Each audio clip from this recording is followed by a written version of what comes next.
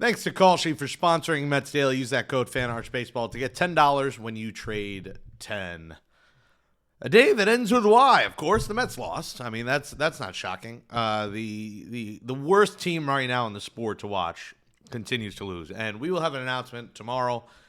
Waiting for them to let me confirm FanArch to make the announcement, but the days are numbered here for me on this program. We'll talk about it tomorrow, but.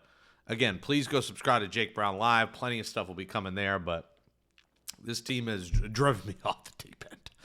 So, and it's David Peterson.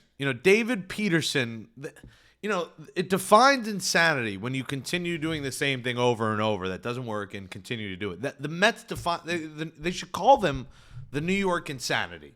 That's what the Mets should be called right now because they continue to just do the same things and hope that things change, and then they don't. And they shouldn't be shocked by it. David Peterson, when he started, was abysmal. All of last season in the second half. First half, yes, he was an all-star. Second half, he fell off a cliff. He had an 8 ERA. When he was a starter this year, he was unwatchable. 8 ERA, just getting shelled, to the point they moved him to the bullpen. He became a long man. He was fine. When he was not starting the game off, when there was an opener, he was better. He still wasn't great, but he was better. So the Mets said, you know what? Let's put him back to where he was terrible as a starter. Oh, he gets shelled. What a shock. David Peterson is unwatchable. And the Mets continue to trot him out there like he's watchable and that he's been fixed. David Peterson is a 5 point. Let's go over David Peterson starts this year, just to give an idea how abysmal he's been. First start, fine, great. Fool's gold. Next start, 6 runs, 5 earned. Next start, 5 runs, 5 earned. Next start, 4 runs, 4 earned. Then they move him to reliever. 0 runs, 1 run, another one, 7 runs, 2 runs, 0 runs. There you go. 2 runs, 1 run. I think the last 3 or 4 appearances fooled the Mets because we saw exactly who David Peterson was on Tuesday. 11 hits, 6 earned runs. Enough of David Peterson. Stop throwing him out there. It's ridiculous at this point. And, the mental lapse he had bothered me because, again, Carlos Mendoza holds nobody accountable. And these Mets mental lapses and just lapses in general happen every day. It's mental daily. It's mental daily. Mental Mets daily is what the show will be renamed.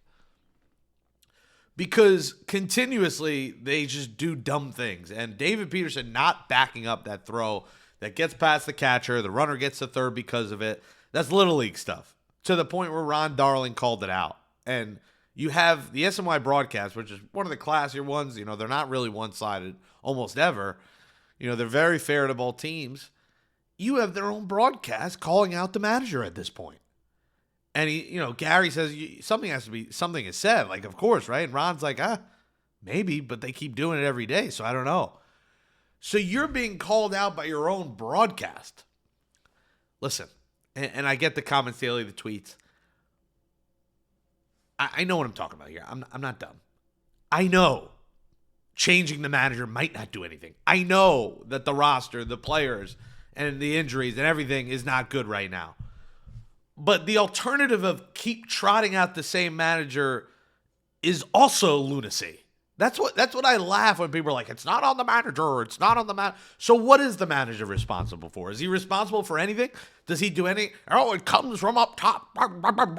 Like, those people are clowns who say that. And I know I talk a lot about Mendoza.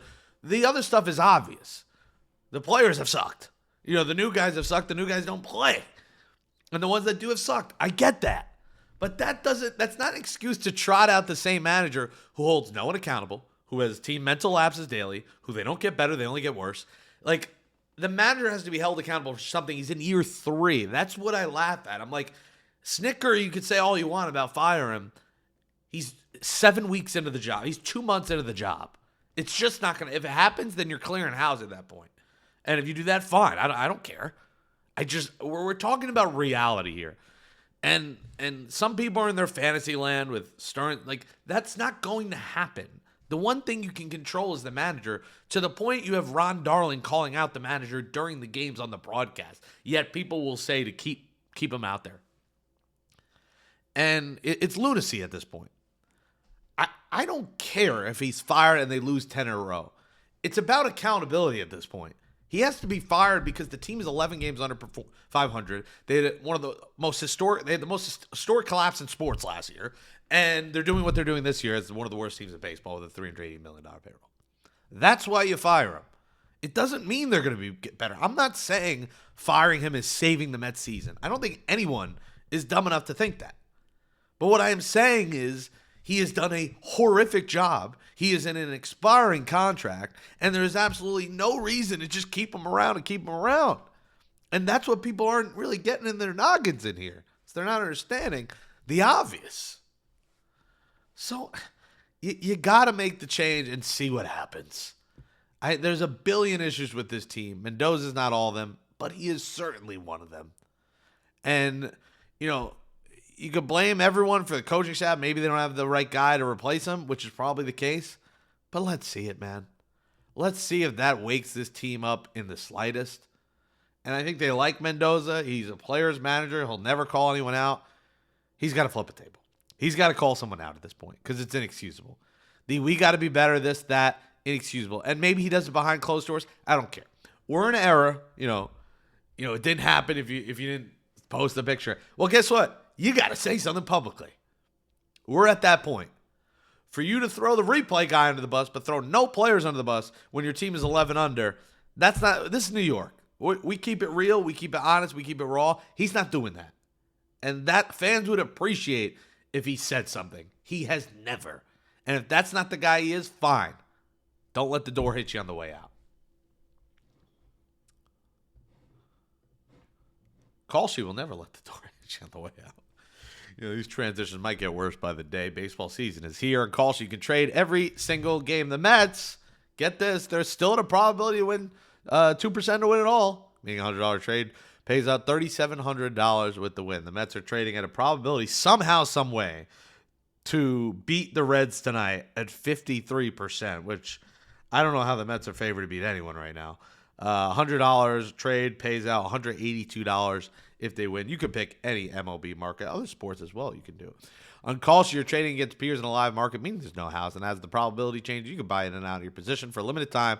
Download the Kalshi app. Use code FANARCHBASEBALL to get $10 when you trade 10. KALSHI. Kalshi. Trade on anything. AJ Minter won't get traded. He looked good. I was excited for AJ Minter's return, and he looked great. I really think he's a huge addition to the bullpen. But how can you be excited about anything with the Mets right now when, in the end, they just don't win games? I think Minter being out there really helps this bullpen, but how can you help the bullpen when there's a million things wrong with the team and they don't win? So as much as I'm happy to see Minter back, it almost doesn't make a difference until this team gets on a streak and the bats start getting hot. But when you have a starter that puts you out of the game immediately in David Peterson, when you have a starting staff that has injuries and failures, like Manaea, Peterson, Senga, who is on his way back, but who knows how effective he'll be when he gets back. With Clay Holmes, losing Clay Holmes really just doomed this rotation, man. Doomed. Absolutely doomed. That was the one every 5 days you knew was going to be a good start. Mets don't have that right now. With how bad Nolan McLean has been lately, the Mets don't have that stopper in the rotation. And pitching doomed them last year. It's dooming them right now. Peralta hasn't been, a stopper at all. He's been fine, but he hasn't been a stopper. Mets haven't had that stopper. And McLean down the stretch was that guy for 6 weeks, but it was such a small sample size that we kind of touted him into, Jacob deGrom immediately, and he has not been that. So good for Minter coming back. I think the players were happy for him, seeing him out there. He looked good. He had good stuff. What's funny? Minter comes back. The Rays go pick up Craig Kimbrell, and he looks like Hall of Fame Craig Kimbrell again.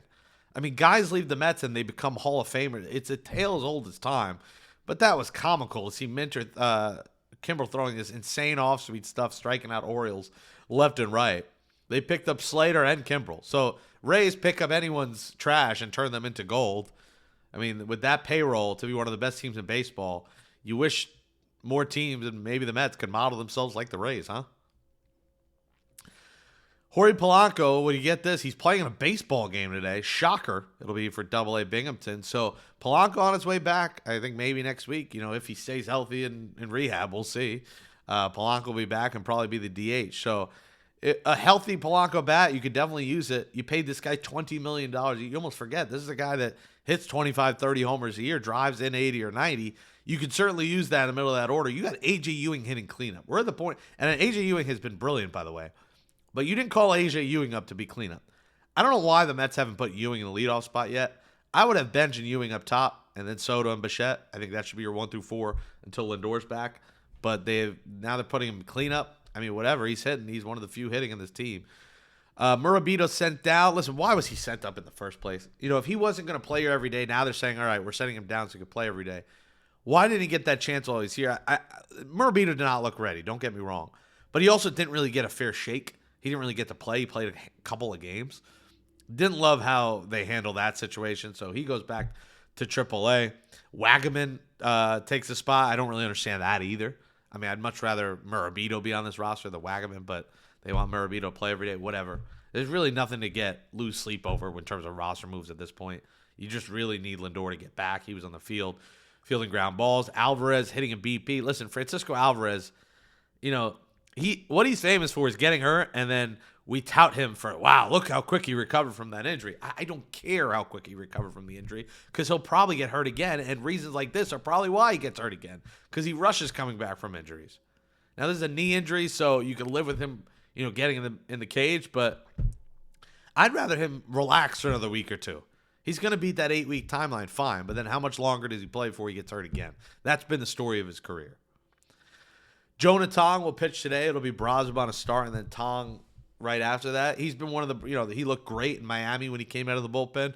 Looking forward to seeing Tong again. He is a bright part of this future, and if he could be a piece and help the Mets, the Mets' goal here is they love McClain, Tong to be fixtures in this rotation in 2027 and beyond.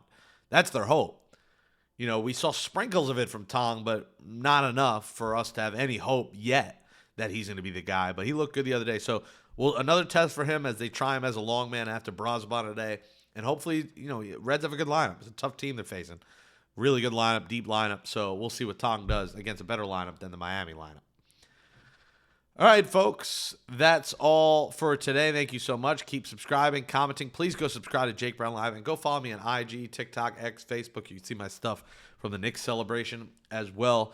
We'll make probably an announcement tomorrow, so stay tuned for that. We appreciate your support with me on here. And yeah, Mets content will continue, of course, but there'll be some changes. So thank you so much for watching, everybody, and we will talk to you tomorrow.